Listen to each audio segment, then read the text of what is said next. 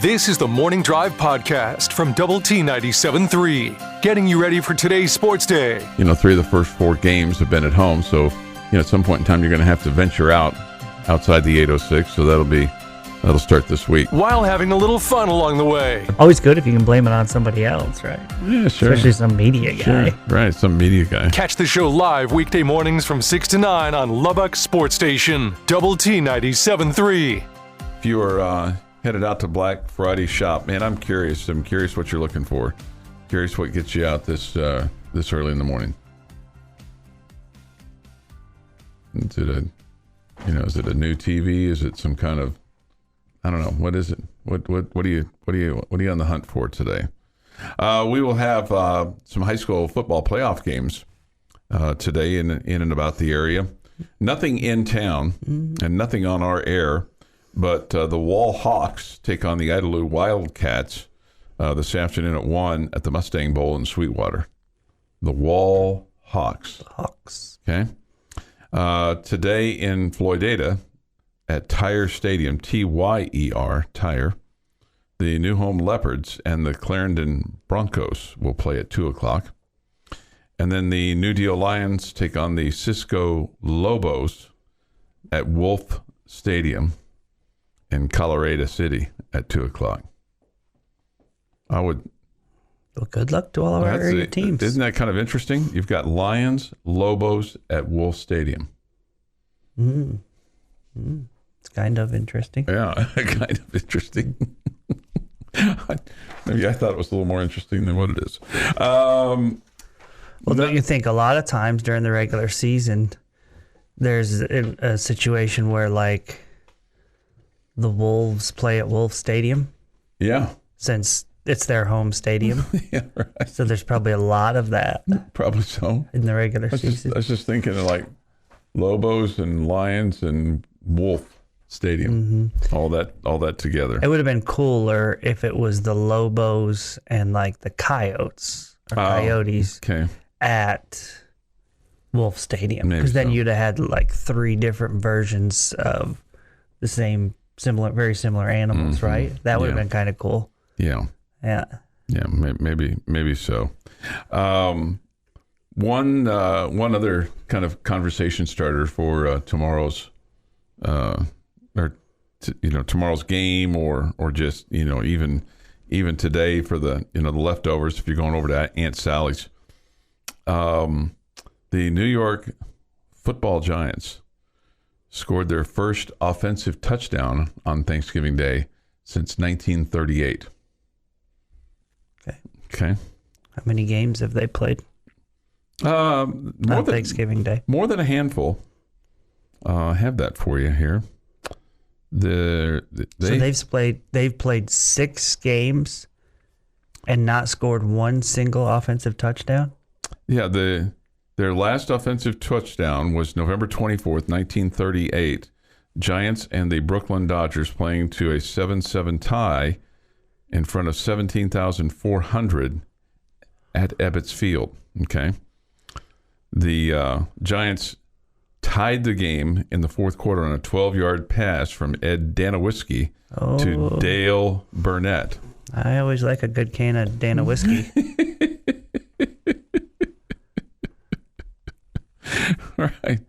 Right. So how about that? Okay.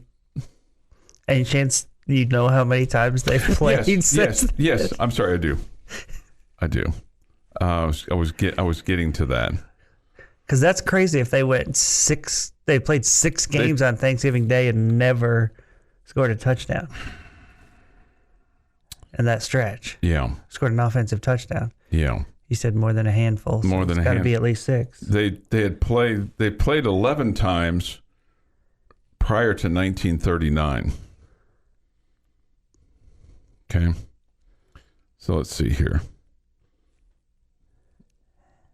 Yeah, I don't have the. I thought I had the listing here, but I don't. Jeopardy music. Okay. This was their second time to play in the second Thanksgiving game. We'll play their 16th game. They're 7-5-3 on Thanksgiving. They're on a 3-game losing streak going into yesterday's game. Now it's 4. Okay, so 7-5-3. That's 15 games. You said they had played 11 prior to the 39 game. So that's 12. So we had said they played 15. So they scored their last 3 games. 2017, 2009, and 1992. So 3 games. 3. Yeah. 3 times. And didn't score an offensive touchdown. Yeah. Man, even that's bad. That is technically less than a handful. It's right. Technically less than a handful. Never let the facts get in the way of a good story. Well, but I mean, still 3 games is quite a bit with never scoring one offensive touchdown. Yeah, their most recent game, which was 2017, they lost to the Washington then Redskins 20-10. The Giants had just 170 yards of total offense from Eli Manning, but did not score an offensive touchdown in that game. They don't want to be scheduled on Thanksgiving. They clearly don't. They do not. Clearly don't. So there you go. New Yorkers aren't really into thanking people. It's just really not what they do. Okay. Yeah. Okay. It's kind of a... Yeah. Northeasterners as a whole. Don't necessarily do that. Yeah. Red Raider basketball team fell to Ohio State on Wednesday, 80-73. Justice Suing, he was spectacular.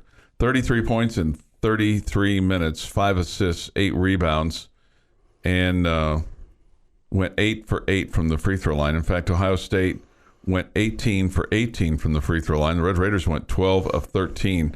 So that's between the two teams, 30 of 31. And nice soft rims there in Maui. 1 missed field goal. 1 missed free throw in the game. Yeah, right. How many times are we going to see that this year? Probably not very many.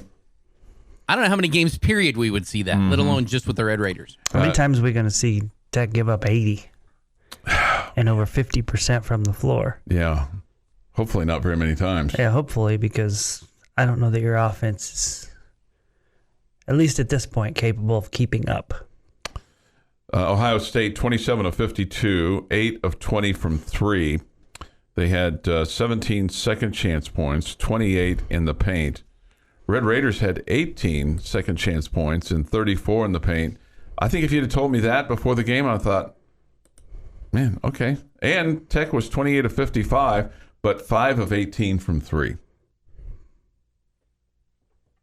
And then they, from a rebounding standpoint, there wasn't a whole lot to rebound, both teams. You're listening to the Morning Drive podcast from Lubbock Sports Station, Double T 97.3, recapping the night that was in the world of sports. A little bit later on tonight, we'll have the Astros and the Diamondbacks. That'll be at 8.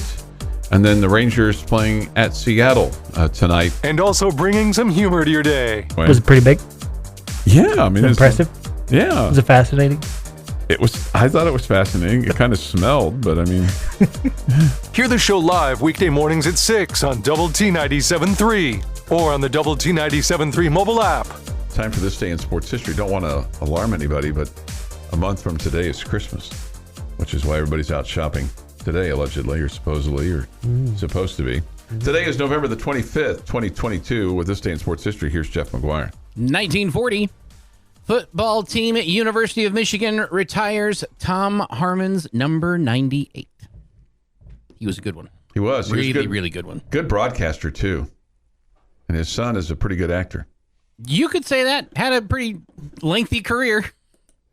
Like 23 seasons, it feels like on NCIS. And that's after Chicago Hope? Was that the medical one he was on? No. Wasn't he on St. Elsewhere? Yeah, St. Elsewhere. Yeah. 1949, Ted Williams wins the AL MVP. 1952, only win ever for the NFL Dallas Texans. They beat the Chicago Bears 27-23 at the Cotton Bowl. 1961, NBA's Bob Cousy becomes the second player to score 15,000 points. Didn't realize something about him, by the way. He was the assistant coach in Blue Chips, the movie with crazy guy. Nick Nolte? Yeah, Nick Nolte.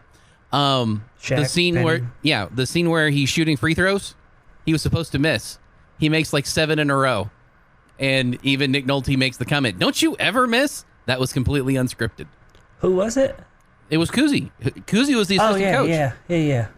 He was supposed to miss a free throw. It wasn't planned that he was going to make like 7 in a row. Yeah. Huh. I did not know that. I remember Kuzi being in that movie. Yep. I love that movie. 1969, Kansas City outfielder Lou Piniella is voted the AL Rookie of the Year. I wonder how many umpires he yelled at. He was known as Sweet Lou then. He was still known as Sweet Lou later. I think it was just ironically. Right. 1976, O.J. Simpson gains 273 yards for Buffalo versus Detroit. Put this one in here specifically for Chuck Heinz. 1979. The Minnesota Vikings take on the Tampa Bay Buccaneers, with the Buccaneers winning 23-22. Mm-hmm. Not a phenomenally historical game, except the broadcasters for that game for the very first time. Pat Summerall and John Madden start their 22-year career together. Good for them. Nice. You know who John Madden started with? One of his first partners, the play-by-play guy? Howard? No. Frank Gleber. The former Cowboy voice. And in 2018, the LA Chargers quarterback Phillip Rivers sets an NFL single-game record, completing 25 straight passes in a 45-10 win over the Cardinals. Mark Brunell and David Carr previously shared the record of 22. He also set an NFL record for best single-game completion percentage of 96.6%. It is National Eat with a Friend Day. So for all those lunch bets that you have lost, today would be a very good day to pony up. You have any friends you're going to eat with today, Jamie? Family. Do they count as friends? I mean, I call it, they're kind of at a higher level than friends. Right? Okay. Yeah.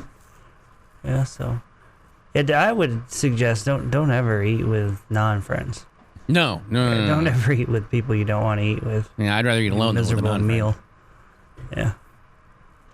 Yeah. Happy birthday, former Red Raider baseball player Nathan Carnes is 31. Big leaguer. Christina Applegate, 51. Katie Cassidy, 36. Joey Chestnut, 39. Amy Grant, 62. Joe Gibbs, 82. Chip Kelly, 59. Donovan McNabb, 46. And Chris Carter is 57. And for all of you wanting your own personal bridge, today is a warning from 1990. After a howling wind and rainstorm on Thanksgiving Day, Washington State's historic floating Lacey V. Memorial Bridge breaks apart and sinks to the bottom of Lake Washington between Seattle and its suburbs to the east. Because the bridge's disintegration happened relatively slowly, news crews were able to capture the whole thing on camera, broadcasting it to a rapid audience across western Washington. One viewer quoted saying, "It looked like a big old battleship that was being hit by enemy fire and was sinking to the briny deep." It was awesome. It was awesome. That's what the report said, and that is this day in sports history. 6:52 this morning here on the Morning Drive. Will you take a selfie tomorrow with the Double T scoreboard? No. No. Okay. No. Jeff? Negative. Will you take a last picture of the Double T scoreboard in the south end zone? Probably not. Same here. Probably not. Okay.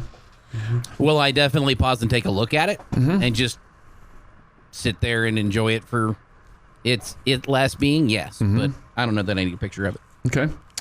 No masked rider tomorrow. The horse has got a problem. Centennial Champion apparently is on the IL. Thank you. Yeah. Can we just have the masked rider run out there? I don't know. I was just kind of wondering why couldn't the previous horse come out of retirement? But I'm sure there's. Didn't we have a fill-in once before? Yeah, recently. I think so. Yeah. So the horse is expected to return to full health in a few weeks, which is. It was Cody, wasn't it? Wasn't that his name, Cody? Yeah. Yeah, I think that's right. Yeah. I think we should allow the masked rider to kind of show off his athleticism and just pony stick, jog out there, and he could do the double guns up now. Yeah. Number 5 will be in the house tomorrow. That's cool. Michael Crabtree. He will be honored. I was all excited to think he's get to suit up at number 5. No. Ruin that dream there. This is a on-campus salute for Michael Crabtree, honoring him for his induction into the College Football Foundation Hall of Fame. So that will take place between the first and second quarters. So don't go get your popcorn if you want to see that. So that'll get quite a rise from the crowd. I would think so, right? That'll be very cool to see that. We'll have Lady Raider basketball on the air for you today on 100.7 The Score and 107.7 Yes FM. That's at 12:30. Tip from Vegas against Middle Tennessee at 1. They'll be in action tomorrow against Mercer tomorrow night at 9:30. Tips at 10. That also in Vegas. And then we'll have Florida at Florida State. It's always a big game. That'll be tonight on 100.7 The Score at 6:30. Your morning dose of coffee and sports. This is the Morning Drive Podcast from Double T 97.3. Catch the show live weekdays from 6 to 9 on Double T 97.3 FM or on the Double T 97.3 mobile app. Thank you for being with us today on Lubbock Sports Station, Double T 97.3 and Double T 97.3.com with Jamie Lent and Jeff McGuire. I'm Chuck Heinz. The Yates Flooring Center chat line is open if you want to give us a score prediction. Just bragging rights more than anything else. You can do that on the Yates Flooring Center chat line. Go to the Double T 97.3 mobile app presented by Happy State Bank.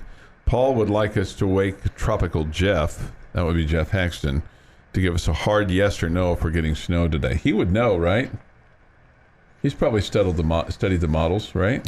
I'm sure he is figured out everything that he could possibly know about the weather pattern coming up. Mm-hmm. I wonder if he's like the team meteorologist. Not that, like, if you're in basketball season, you're not necessarily needing a weather report.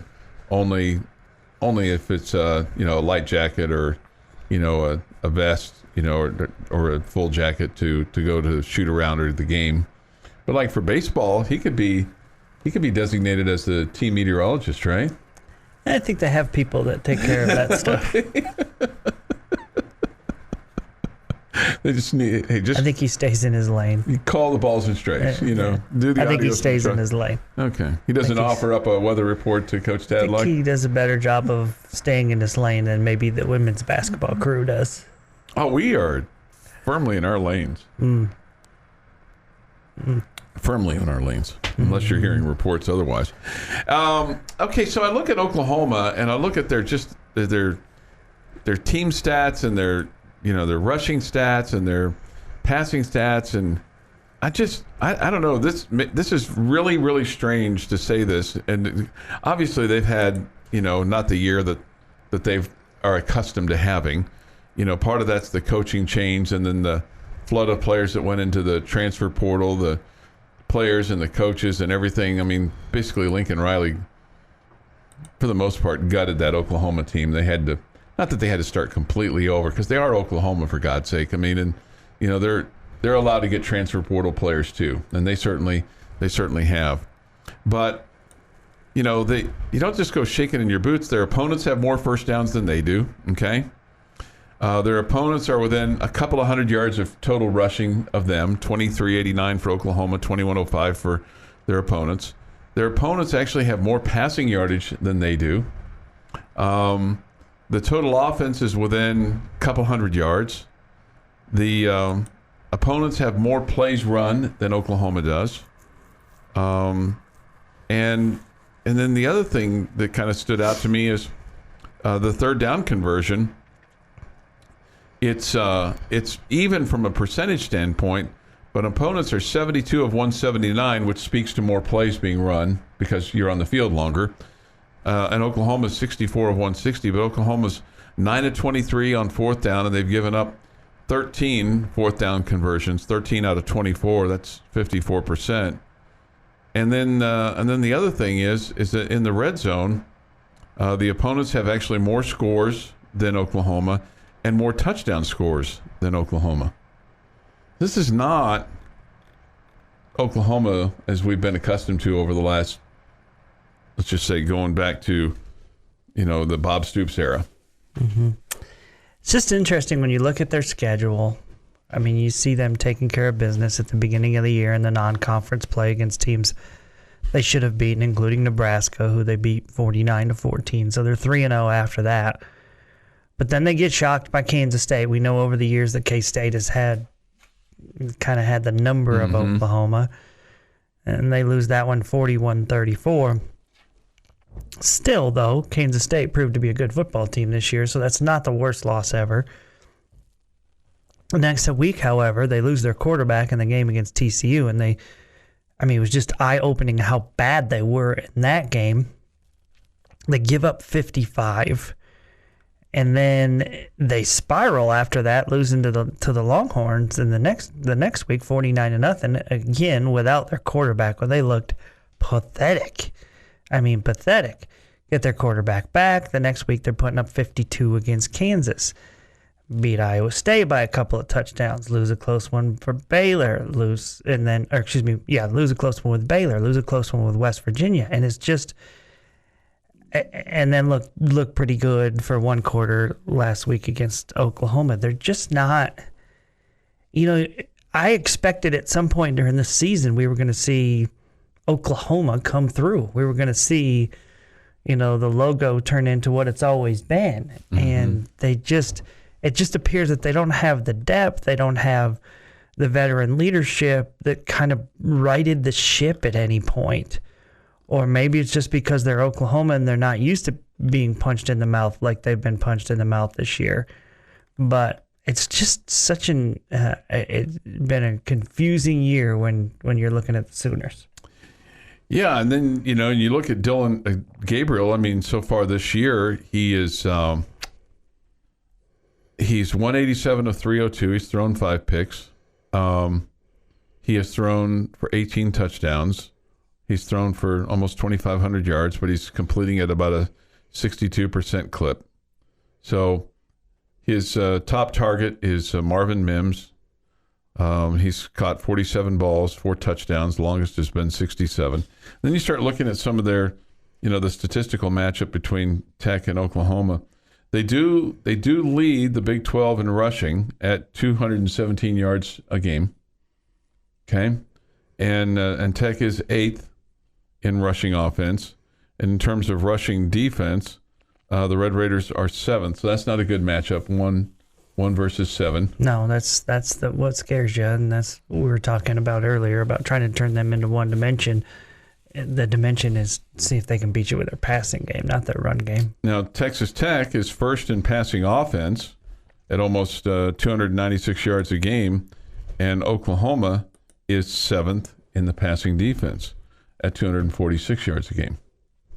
So, can you effectively move the ball down the field via the pass? Get some runs in there too. You've run the ball decent. Tech's averaged 151 yards a ball game. The challenge is going to be the rushing defense for Oklahoma. They're 10th, so it's not like they've just lit it up either against the run. They've averaged giving up 191. That's more than you. So, their defense hasn't been just lights out. They're 10th in time of possession. Not that means a great deal.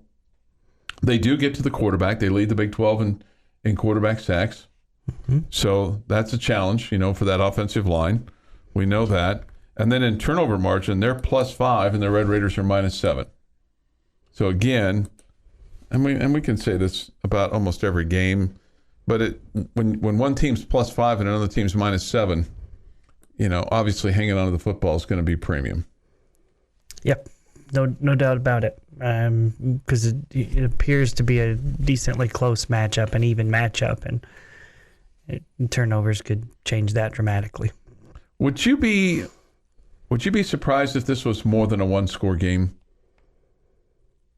No, because not necessarily. What if it's, decently close? You're within 5, and there's a late touchdown scored. How about this? Would you be surprised if it's been like the last? Because your last one-score game was in 2018, in which the Red Raiders lost 51-46. Since then, have lost 55-16, 62-28, and 52-21. You'd be surprised if it was one of those scores. If it was a blowout one way or the other, yes, I would be surprised. Yeah. You're tuned in to the Morning Drive podcast from Double T 97.3, recapping the night that was in the world of sports. That's not to say that they don't respect the run game that you have, but you're talking about one quarterback leading the conference in passing so far this year. And remember, he didn't start the first game. All right. Still played a lot, though. And also bringing some humor to your day. I just don't want to disappoint you. As much as I disappoint you, I don't want to disappoint you in some things that you expect from me. Hear the show live weekday mornings at 6 on Double T 97.3 or on the Double T 97.3 mobile app. Jamie's question of the day on Double T 97.3 is presented by Bizarre Solutions. Call them today for a free cybersecurity audit. Okay, you got a question for us. We've had many questions for you. What's your one question for Jeff, myself, and our fine listening audience? My question today involves Red Raider football, and I want you can be somewhat unrealistic here if you want, just for fun. Mm-hmm. My question today is, if you could play any team in the bowl game, who would you want it to be? Wow. If I could play any team in the bowl game, who would I want it to be?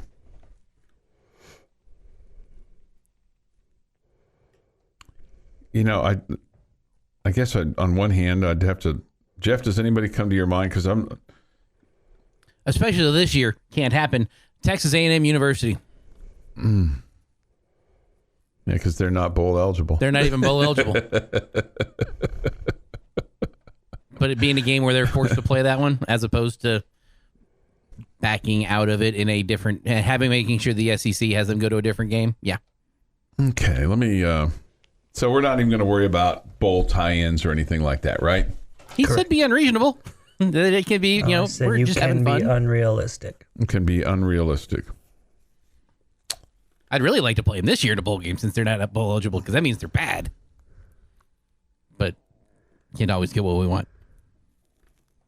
Let me see if... Yeah, I've always liked Purdue, okay? That's kind of an oddball.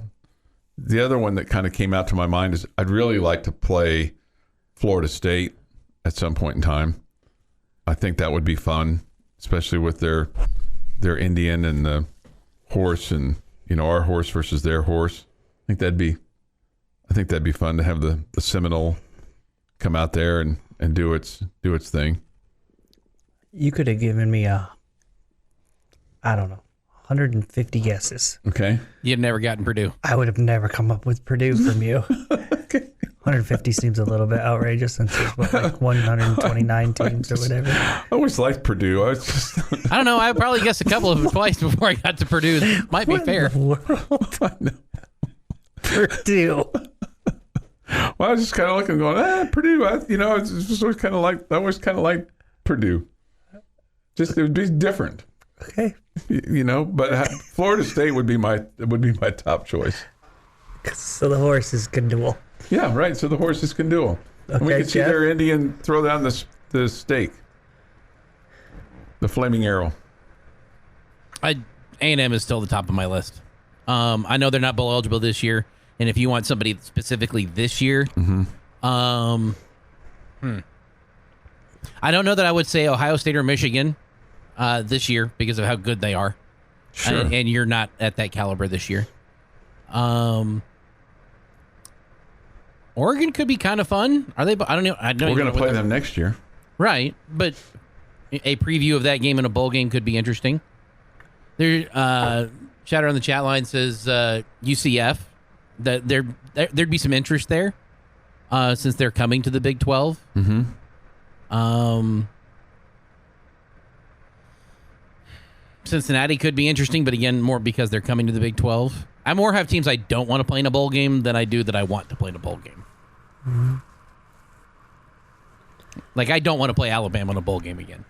Washed Up Guy says Miami, we owe them a thumping. Somebody else says Ohio State or Georgia. Paul, as you mentioned, says UCF. I'm 100% behind Bama. Because if you're playing Bama in a bowl game this year, and you think Bama, those players are excited to be playing in the Texas Bowl or the whatever bowl? Probably no. not. I mean, how many times before have we seen dominant football teams look horrible in a bowl game? Yeah, many times. Okay. How excited do you think our team and our fan base would be to play Alabama? Well, they'd be pretty pumped. We would 1,000% be the team that is more excited to be there. Mm-hmm. So give me Bama, give me Notre Dame, give me USC, okay? Give me those huge name programs that we know don't want to go play Texas Tech in the Cheez-Its Bowl. Okay.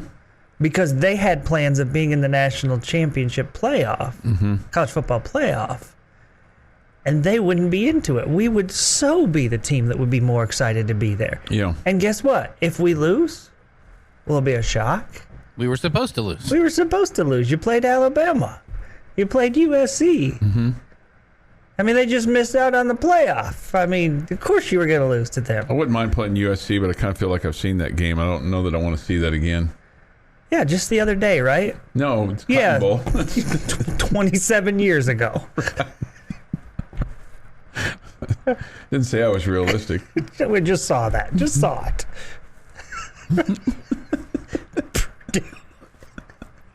See, I made you laugh. I almost made you snort there. Purdue, yeah. Just did not see that one coming. I mean... Tennessee would be a good matchup, according to David. That'd be a fun one. Mm-hmm. They lost their quarterback, so yeah, let's go play them. UCLA, power to the Big 12. Chip Kelly. Yeah, I just think I want to play a big name, right? I want to play somebody that our fan base is excited to face off against. Because again, if you lose, well, you were expected to lose. Okay. But I think you're 100% going to be the team that's more excited to be there, and we've seen it so many times in bowl games. Sure. That's the biggest factor. Right. You know, I mean, our team would be pumped to go against USC. I mean, they'd be working hard for those 21 bowl bowl practices. Mm-hmm. So, that's the matchup that's one of the matchups I would want. That's probably better than my thought. There are no wrong answers, Chuck. Just really odd ones. Well, I mean, that's what I'm here for. I'm here for the oddballness of things. Again, I finally got you to laugh. Took me till 7:39 this morning. Thoughts, comments, Yates Flooring Center chat line. Go to doublet973.com for that. It's just, I think I heard you guys talking about this the other day, and I completely agreed. It's just fun to be kind of talking about the bowls, right? Yeah. This one, and I don't believe this would happen. Has Tech facing Kentucky in the Liberty Bowl. That's the first time I've seen that. I just don't see a bowl like the Liberty Bowl or even going with the same team 2 years in a row. Unless they were just absolutely forced to. I wouldn't guess they would either, yeah. And this one is from Sports Illustrated. Fully well knowing that the fan base of whatever school that was would be saying to themselves, we just went there last year. Yeah. So they would have to assume they're going to get less fans to show up. Here you go. This from the Yates Flooring Center chat line. I think you have to be a certain age group to understand Purdue. It made sense to me, that and Florida State. Oh, Florida State definitely made sense. Yeah. I thought that was a fun one. Yeah. Certain age group. Okay. Welcome to my age group. Your morning blend of sports. K-State is coming off a big win over Oklahoma. Of course, the Red Raiders off their 37-34 overtime win over number 22 Texas. And humor. Sure to tell them that. You suggested that. And, of course, that got a big laugh. This is the Morning Drive Podcast from Double T 97.3. Catch the show live weekdays from 6 to 9 on Double T 97.3 FM or on the Double T 97.3 mobile app. Black Friday, which seems to have lost its luster, I think, in the scheme of things. So if you are out black firing it today and want to hit us up on the Yates Flooring Center chat line, you can, or the Benchmark hotline, 806-771-0973 is the number. We come to you from the First United Bank studio. I'm Chuck Heinz with Jamie Lent and Jeff McGuire. It's nice to have you with us this morning on the morning drive. So I'm kind of thinking about these Big 12 games today, and not just today but also tomorrow. There's one game today, and then the rest of them are tomorrow, and the importance thereof. And I guess the biggest thing to me that stands out is you have an opportunity for Texas Tech, do something you've not done, beaten Texas and Oklahoma at home in the same year. And that's saying something. That is. I think getting above 500 for the first time since 2009. In Big 12 play. In Big 12 play. Yep. Is saying a whole lot, right? Mm-hmm. Considering everything that you've had and everything that's gone on, over the last, 13, 14 years, depending on how you want to look at it. And then, just the fact that, you close out your season with a good taste in your mouth and head into the offseason from a recruiting momentum standpoint. And I really thought that last week you wanted to be there more than Iowa State. At least that was my perception in watching the game. Okay? Just in terms of how you handled the cold, how you handled your business, how you handled whether it's just the general adversity of the game, your approach. I mean, I can't sit here and say that I, talked to the Iowa State people because I didn't, or that I went in depth with the Tech side. I went to a couple press conferences and I saw that kind of stuff. But I just in watching the game and watching their body language on the sideline, it just seemed to me that Tech wanted to be there more than Iowa State, and embraced it. Yeah, I'm not going to disagree with you, but I don't think that I took that away from the game. I just thought you outplayed them and you made some plays when you needed to. But okay, that's that. I would definitely say our guys didn't look like they didn't want to be there. Mm-hmm. So that's positive. And it looked like they weren't, bothered by the cold or whatever. Yeah, it just like I said, both teams had a chance to get themselves to closer to bowl eligibility or actually bowl eligible. Right. And so they both had something to play for. Obviously, it was a little bit more difficult for Iowa State. Yeah. So I don't know. I guess I just looked at it from the standpoint that I just felt like that you handled it, that Texas Tech handled it better than Iowa State, and they win the ball game 14-10. It's not like you beat them down, but you were able to persevere and get a big touchdown at the end and get some goal line stops and force a couple missed field goals, get fortunate there, right? Or at least one. Mm-hmm. So anyway, I just kind of look at it from that standpoint that today with Baylor, Texas, and then also tomorrow with all the games that are taking place, there are some teams that have a chance to put themselves in a better bowl spot, and then there are some teams that still have a chance to play for something really special, like Texas and K-State, and for TCU. The one thing that they can't afford to do is look past Iowa State, and they're going to play a really, really tough defensive team, as we know. It's been well documented. But, Iowa State's got to go down to Fort Worth and play a team that basically is playing for their playoff life, because I think we all know that TCU is going to have to win out in order to be amongst the Final Four. Right. How does Texas... Okay. Texas has to get the win, and then Kansas State has to lose, and then they would win virtue of the head-to-head win over K-State. Yes. Yep. That's what has to happen for the Longhorns. Yes. Which is not like the craziest thing ever. The Kansas State game, and it's a rivalry game.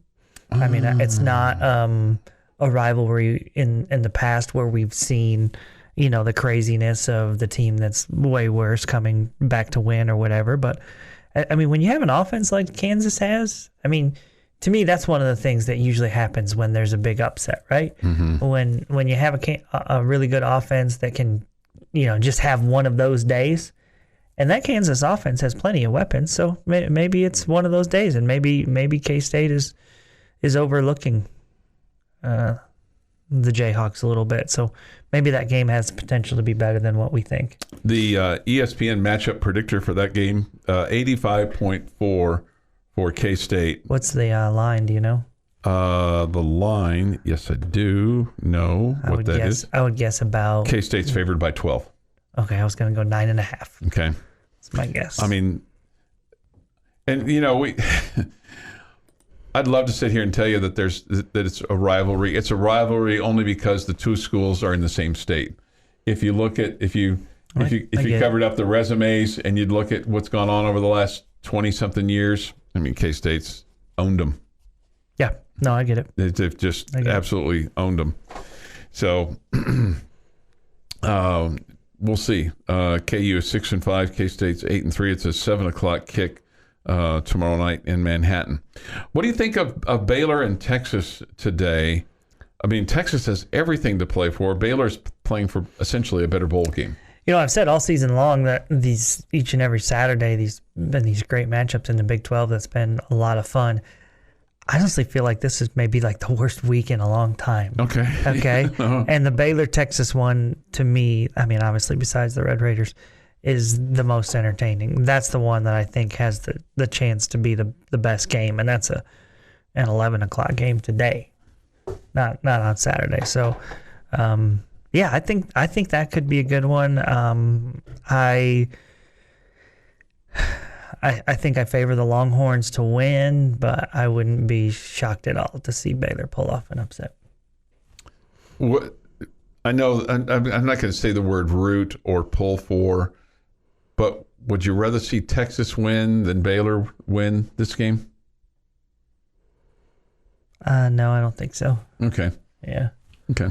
No, I think I'd rather Baylor win. Baylor win. Okay. No. Jeff, Baylor? 100%. 100%? ABT football. Okay. Anybody but Texas. Okay. All right. If you have an opinion on that, hit us up on the Yates Flooring Center chat line. Go to doublet973.com for that. By the way... our friend, the fire sprinkler guy, says 100% no snow. That was his prediction from an hour ago. That's disappointing. You've been listening to the Morning Drive podcast from Double T 97.3. For more from Lubbock Sports Station, go to doublet973.com.